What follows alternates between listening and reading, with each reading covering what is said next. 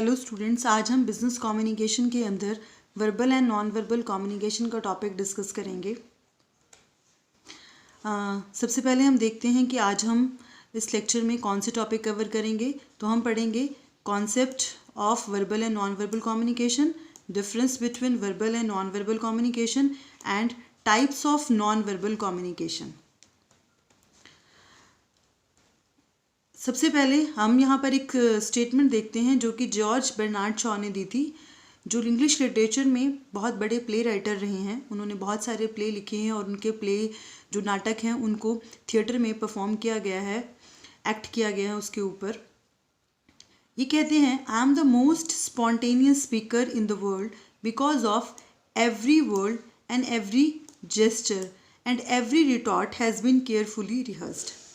हम कम्युनिकेशन के जो डिफरेंट टाइप्स हैं, वर्बल एंड नॉन वर्बल, उसको इस स्टेटमेंट से उसकी इंपॉर्टेंस को समझ सकते हैं।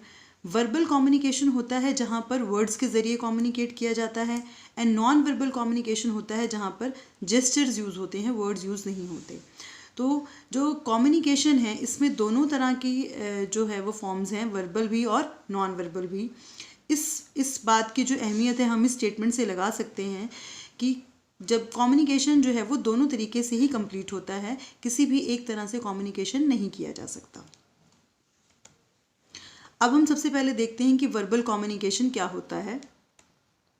Verbal communication is a type of oral communication wherein the message is transmitted through spoken words. कि वर्बल कम्युनिकेशन का एक टाइप है जिसमें ऑरल यानी कि बोलकर शब्दों के ज़रिए जो है वो मैसेज ट्रांसमिट किया जाता है, यानी कि जब संदेश बोलकर शब्दों के ज़रिए भेजा जाता है तो उसको हम वर्बल कम्युनिकेशन कहते हैं। यहाँ पर एक पिक्चराइजेशन के ज़रिए हम समझ सकते हैं कि जब कोई सेंडर यानी कि जिसने अपने मैसेज को सेंड करना है, वो अपनी फीलिंग्स को, थॉट्स को या आइडियाज़ एंड ओपिनियंस को वर्ड्स देता है, यानी कि जो भी उसके दिमाग में उस टाइम चल रहा होता है, थॉट, फीलिंग, आइडियाज़ या एनी ओपिनियन, उनको जब वो शब्दों में बदलता है और शब्दों में बदलकर वो उसको एक्सप्रेस करता है in the form of conversation and discussion और in the form of speech and presentation.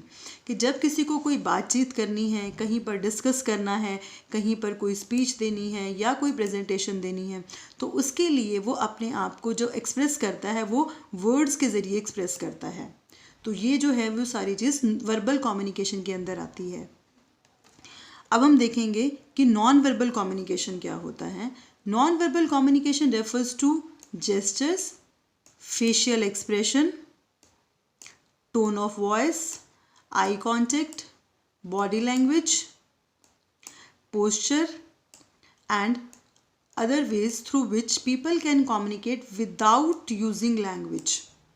इसका मतलब है कि जब बिना शब्दों के कम्युनिकेशन किया जाता है with the help of gestures यानी कि संकेतों के माध्यम से, फेशियल एक्सप्रेशन यानी कि चेहरे के हाव भाव के जरिए, टोन ऑफ वॉइस बोलने के तरीके से, आई कांटेक्ट जब आँखों का संपर्क होता है बात करते वक्त एक दूसरे से, बॉडी लैंग्वेज यानी कि शारीरिक भाषा, पोस्चर या कोई और तरीका जिसके ज़रिए कोई कम्युनिकेट करता है, उसको हम नॉन वर्बल कम्युनिकेशन कहते हैं। नॉन वर्बल कम्युनिकेशन का बेसिक मतलब यह है कि जब शब्द नहीं होते यानी कि बिना शब्दों के जब कोई मैसेज ट्रांसफ़र किया जाता है तो वो नॉन वर्बल कम्युनिकेशन कहलाता है। आज हम इस लेक्चर में दो टॉपिक में डिस्कस करेंगे, एक difference between verbal and non verbal communication and types of non verbal communication. तो verbal and non verbal communication में क्या डिफरेंस है। वर्बल कम्युनिकेशन के अंदर बोलकर और सुनकर अपने बात को समझा जाता है और मैसेज को ट्रांसफ़र किया जाता है, यानी कि जहाँ पर शब्द होते हैं वहाँ वर्बल कम्युनिकेशन होता है। नॉन वर्बल कम्युनिकेशन में बोलना और सुनना तो नहीं होता, लेकिन उसमें अदरवाइज जो बॉडी लैंग्वेज कह लीजिए या जेस्चर्स हैं, पोस्चर्स हैं, उनके ज़रिए मैसेज ट्रांसमिट किया जाता है। तो अब हम वन बाय वन इसके डिफरेंस के पॉइंट्स को डिस्कस करते हैं। फर्स्ट है medium of communication. Verbal communication के अंदर किस तरीके से मैसेज ट्रांसफ़र किया जाता है, with the use of language, words, sentences and voice. यानी कि जब कोई व्यक्ति भाषा के माध्यम से, शब्दों से, वाक्यों को यानी कि सेंटेंसेस को बनाकर, बोलकर अपनी बात को समझाता है किसी को, तो वो वर्बल कम्युनिकेशन कहलाता है। नॉन वर्बल कम्युनिकेशन में शब्द नहीं होते, लेकिन उसके अलावा बॉडी लैंग्वेज यानी कि शारीरिक भाषा के जरिए, फेशियल एक्सप्रेशन यानी कि उसके हाव भाव को देखकर, सेंडर के टोन किस तरीके से वो बात कर रहा है, पॉज इन स्पीच बोलते वक्त जहाँ पर रुका जाता है, इन सभी चीज़ों के ज़रिए मैसेज ट्रांसफ़र किया जाता है। चैनल ऑफ कम्युनिकेशन की अगर बात करें तो वर्बल कम्युनिकेशन के अंदर सिर्फ ह्यूमन वॉइस यानी कि बोलकर ही बात होती है, जबकि नॉन वर्बल कम्युनिकेशन में मल्टीपल चैनल्स हो सकते हैं, यानी कि सिर्फ ह्यूमन वॉइस ही नहीं, सिर्फ मनुष्य की आवाज़ ही नहीं, उसकी पूरी बॉडी, उसके चेहरे के हाव भाव, उसके बोलने का तरीका, सभी कुछ शामिल होता है। कॉन्शियसनेस इन कम्युनिकेशन, अगर हम कॉन्शियस लेवल की बात करें तो वर्बल कम्युनिकेशन सारा कॉन्शियस प्रोसेस है, यानी कि इसमें सोच समझ कर ही सेंडर अपने मैसेज को ट्रांसफ़र करता है। वो सोचता है, फिर उसका प्रोसेस डिसाइड करता है कि कैसे बताना है, एंड देन उसको एक्सप्लेन करता है। नॉन वर्बल कम्युनिकेशन ज़्यादातर केसेस में अनकॉन्शियस लेवल पर होता है। मीन्स जब सेंडर अपना मैसेज ट्रांसफ़र करता है या जब कोई बात करता है तो वो उसके बारे में बहुत ज़्यादा नहीं सोचता, वो ऑटोमेटिकली उन एक्सप्रेशंस को यूज़ कर लेता है अपने मैसेज को ट्रांसफ़र करने के लिए। नेक्स्ट है मोड ऑफ कम्युनिकेशन, कि किस तरीके से, मतलब किस मोड से कम्युनिकेट किया जाता है। तो वर्बल कम्युनिकेशन के अंदर जो है वो वॉलेंट्री कम्युनिकेशन होता है, मतलब कि लोग वेल थॉट प्रोसेस होता है, लोग सोच कर समझ कर अपनी इच्छा से सोचे समझे गए तरीके से अपना मैसेज ट्रांसफ़र करते हैं। जबकि नॉन वर्बल कम्युनिकेशन के अंदर ये एक सोचा समझा प्रोसेस नहीं होता, अननोइंगली, अनकॉन्शियसली हम अपना मैसेज को ट्रांसफ़र कर देते हैं, सामने वाले को हमारे जो एक्सप्रेशंस हैं, रिएक्शंस हैं, वो समझ आ जाते हैं। Then decoding of communication, decoding का मतलब है कि जब रिसीवर उसको समझता है मैसेज को, तो वो उसके लिए किस तरीके से समझता है। वर्बल कम्युनिकेशन के अंदर डिकोड करना बहुत ही आसान होता है, इजी होता है, क्योंकि जो बात है वो बोलकर और भाषा के माध्यम से बताई जाती है। तो जब किसी भी चीज़ को बोलकर समझाया जाता है तो वो आसानी से समझ आ जाती है। जबकि नॉन वर्बल कम्युनिकेशन थोड़ा सा मुश्किल होता है समझना, क्योंकि इसमें जो स्पीकर की बॉडी लैंग्वेज को समझना, उसके फेशियल एक्सप्रेशंस को समझकर उस मैसेज को डिकोड किया जाता है, वहाँ पर शब्द नहीं होते।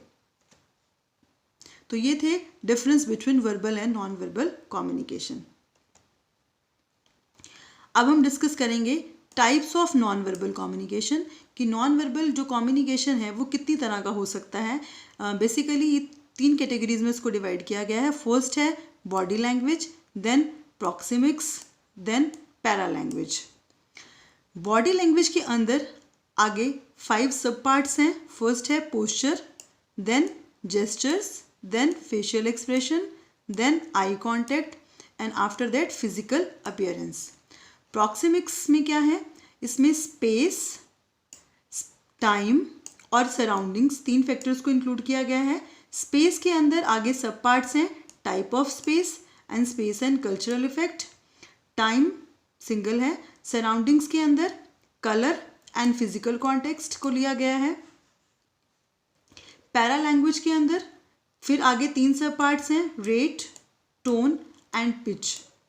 अब ये सभी क्या हैं, इनको हम आगे 1 बाय 1 डिटेल में डिस्कस करते हैं। सबसे पहले आता है बॉडी लैंग्वेज। बॉडी लैंग्वेज यानी कि शरीर की भाषा, कि जो हमारा बॉडी है वो कैसे रिएक्ट करता है या किस तरीके से हम वो मैसेज को डिलीवर करता है। बेसिकली जो हमारी बॉडी की मूवमेंट्स होती हैं उसके जरिए, उसी को हम बॉडी लैंग्वेज कह देते हैं, कि हम कौन से सिचुएशन में हमारी बॉडी कैसे मूव करती है, हम कैसे बैठे हैं, कैसे हमारे हैंड्स की पोजीशन होती है, इन सभी चीज़ों को ही हम बॉडी लैंग्वेज में इंक्लूड करते हैं। तो जब हम किसी व्यक्ति की बॉडी को नोटिस करते हैं कि वो कैसे बैठा है, कैसे चल रहा है, कैसे खड़ा है, ये सब कुछ बॉडी लैंग्वेज का ही पार्ट होती है। जैसे कि अगर हम यहाँ पर देखें तो यहाँ पर 2 लोग बैठे हुए हैं और हम इसको डिफेंसिव कह सकते हैं, कि एक व्यक्ति कुछ पूछ रहा है और दूसरा एक तरह से अपनी बॉडी के ज़रिए जिस पोस्चर में वो बैठा है उससे ये रिएक्शन दे रहा है कि वो अपने आप को डिफेंड करने की कोशिश कर रहा है। दूसरी पिक्चर में अगर हम देखें तो ये थोड़ा सा पीछे की तरफ स्लाइटली और अपनी जो बाजुएं हैं उनको फोल्ड करके बैठा हुआ है। इट मीन्स ये एरोगेंस को शो कर रहा है। देन एनॉयड यानी कि थोड़ा सा नाराज़ कह लीजिए या परेशान कह लीजिए, उस मुद्रा में बैठा हुआ है ये। इसके अलावा इरिटेटेड, हैप्पी, कंफ्यूज्ड, वरिड, इस तरह से बहुत सारे जो है वो एक्सप्रेशंस हो सकते हैं।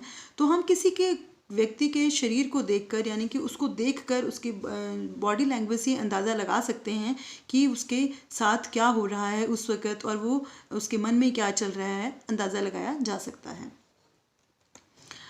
बॉडी लैंग्वेज के अंदर हम डिफरेंट जो पार्ट्स पॉइंट्स हैं उनको डिस्कस करते हैं। जैसे फर्स्ट है पोस्चर।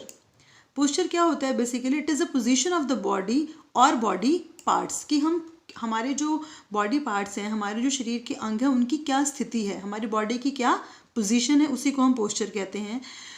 कोई कैसे चलता है, कैसे बैठता है, ये सारी चीज़ें पोस्चर में काउंट होती हैं। जेस्चर्स यानी कि संकेत, यहाँ पर बोला नहीं जाता पर हम बॉडी पार्ट्स के ज़रिए different types of message deliver करते हैं। जैसे आप यहाँ पे देखिए कि विक्ट्री के साइन के लिए जब हम 2 फिंगर्स को अप करते हैं तो इसको हम विक्ट्री बोलते हैं। ओके के लिए जनरली ये सिंबल यूज़ किया जाता है। तो इस तरीके से हम अलग अलग संकेतों को यूज़ कर सकते हैं अपने मैसेज को देने के लिए, अपनी बात को कहने के लिए। देन फेशियल एक्सप्रेशंस, कि किसी के फेस यानी कि चेहरे के हाव भाव को देख के ये अंदाज़ा लगाया जा सकता है कि वो उसकी क्या पोजीशन है। अगर कोई खुश है तो ऑब्वियसली उसका चेहरा खुशहाल नज़र आता है। सरप्राइज्ड का अलग फेस होता है। एंगर, गुस्से में है अगर कोई तो उसको देखकर ही पता चल जाता है कि उसको बहुत ज़्यादा गुस्सा आया हुआ है। यानी कि किसी के जो फेशियल एक्सप्रेशन यानी कि जो फेस है वो भी मैसेज डिलीवर करता है। देन आई कॉन्टैक्ट, जब एक दूसरे से बात करते हुए हम आई कांटेक्ट करते हैं यानी कि एक दूसरे से नज़रें मिलाते हैं तो बहुत सारी चीज़ें जो है वो सिर्फ नज़रें मिलाने से ही मैसेज डिलीवर हो जाता है। एक कॉन्फिडेंट पर्सन एक दूसरे की आंखों में आंखें मिलाकर बात करता है, एक थोड़ा शर्मीला व्यक्ति ऐसा नहीं कर पाता। तो इस तरीके से हम जो पर्सन है उसकी पर्सनैलिटी का भी अंदाज़ा लगा सकते हैं। Then physical appearance, physical appearance के अंदर आपका ड्रेसिंग सेंस कैसा है, आपका अपने आप को तैयार करने का, आपके क्लोथिंग, आपके खड़े होने का तरीका, ये सभी कुछ शामिल होता है। नेक्स्ट है प्रॉक्सिमिक्स। सेकंड जो मेन टाइप है वो है proxemics. Proxemics is basically related to space, कि जब हम स्पेस जो स्पेटियल फैक्टर्स हैं जब उनको स्टडी करते हैं तो उसको बोलते हैं proxemics. The study of space and how we use it, how it make us feel more or less comfortable, how we arrange objects and ourselves in relation to the space, कि हम आपने मतलब सेंडर और receiver के बीच में जो space है उसकी जो स्टडी है वो प्रॉक्सिमिक्स है, कि हम कितना कंफर्टेबल हैं, जिसके साथ हम बात कर रहे हैं वो हमसे कितनी दूरी पर है। इन सारी स्टडी को बोलते हैं प्रॉक्सिमिक्स। ये डिफरेंट टाइप्स ऑफ स्पेस होते हैं, like intimate space, personal space, social space and public space. 4 तरह के स्पेस हैं। इंटीमेट स्पेस बेसिकली 18 इंच का दायरा है, कि जब सेंडर और रिसीवर के बीच में जो डिस्टेंस है, फिजिकल डिस्टेंस है, अगर वो 18 इंच का है तो वो इंटीमेट स्पेस होता है। पर्सनल स्पेस की अगर हम बात करें तो 18 इंच से लेकर के जो 1.5 फीट का स्पेस होता है वो पर्सनल स्पेस में आता है। मीन्स अगर इतनी दूरी है तो उसको हम पर्सनल स्पेस कह सकते हैं। 1.5 फीट से लेकर के 4 फीट तक जो डिस्टेंस है उसको हम सोशल स्पेस में कंसीडर करते हैं। और 4 फीट से 12 फीट और 12 फीट से ज़्यादा जो डिस्टेंस है उसको हम पब्लिक स्पेस में कंसीडर करते हैं। मींस इंटीमेट स्पेस बहुत ज़्यादा लिमिटेड, पर्सनल स्पेस उससे थोड़ा सा ज़्यादा बड़ा दायरा, सोशल स्पेस उससे बड़ा दायरा और पब्लिक स्पेस सबसे बड़ा दायरा। So there are different types of space, जिसके अकॉर्डिंग हम ये डिसीज़न लेते हैं कि हम कितने कंफर्टेबल हैं बात करने में और कितने अनकंफर्टेबल हैं। स्पेस एंड कल्चर को लेके हमारे पास कुछ एग्जांपल्स हैं। जैसे कि जो नॉर्थ अमेरिका है वहाँ पर लोग एक दूसरे से लगभग 2 फीट की दूरी बनाए रखते हैं। साउथ अमेरिकन्स और अरबियंस लोग अब ज़्यादातर मतलब पास खड़े होकर बात करना कंफर्टेबल समझते हैं।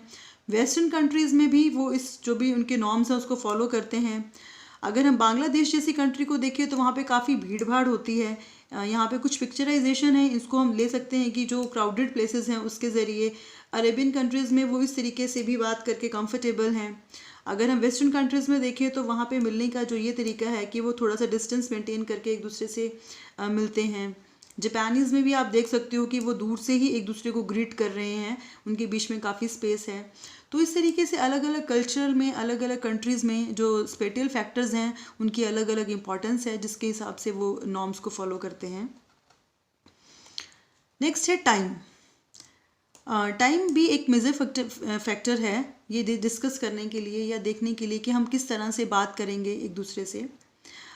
ये टाइम में अगर हम देखें तो मोनोक्रॉनिक कल्चर होते हैं कुछ जगह पे पॉलीक्रॉमिक कल्चर होता है। मोनोक्रॉमिक कल्चर में क्या है कि जो व्यक्ति है वो एक टाइम पर एक ही काम करते हैं, वो उसी में कंफर्टेबल हैं। जो पॉलीक्रॉमिक कल्चर है उसमें व्यक्ति एक ही टाइम पर बहुत सारे काम करने में एक्सपर्ट होते हैं। तो ये डिपेंड करता है कि वहाँ पर किस तरह का एटमॉस्फेयर है, उसके अकॉर्डिंग लोग अपने आप को ढाल लेते हैं। नेक्स्ट है सराउंडिंग्स। सराउंडिंग्स में हम कलर और फिज़िकल कॉन्टेक्स्ट दोनों को शामिल कर सकते हैं। कलर का अपना रोल होता है, हर कलर की अपनी एक इम्पॉर्टेंस होती है, उसके अकॉर्डिंग जो इंसान का मूड है या उसका जो काम करने का तरीका है वो वेरी करता है। जैसे कि अगर उसके जो सराउंडिंग्स हैं वहाँ पर रेड कलर है तो वो एक्शन को, कॉन्फिडेंस को, करेज को शो करता है।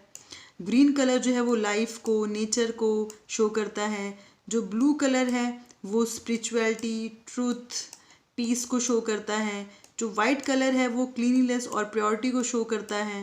जो ब्लैक कलर है वो स्टेबिलिटी को प्रेजेंट करता है या डेथ को प्रेजेंट करता है। तो हर कलर के अपने मायने हैं, उसके अकॉर्डिंग जो इंसान है वो रिएक्ट करता है।